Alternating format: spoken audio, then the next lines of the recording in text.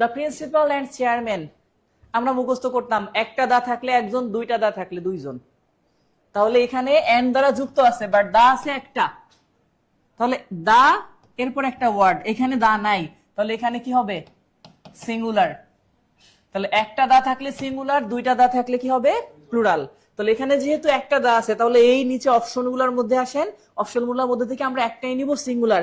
Plural গুলাকে বাদ দিয়ে তারপরে দেখি। তাহলে ইজ অথবা ওয়াজ। এখন ধরেন এখানে বলছে লাস্ট মিটিং, তাহলে লাস্ট মানে কি? এখন না গত?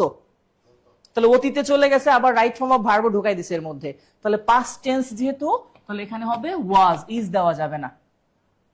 The principal and chairman was present at the last meeting. আর যদি এমন হইতো যে the principal and the chairman, মানে the এক্সট্রা থাকতো আবার, তখন আবার আমরা আর ব্যবহার করতাম অথবা ওয়ার ব্যবহার করতে পারতাম।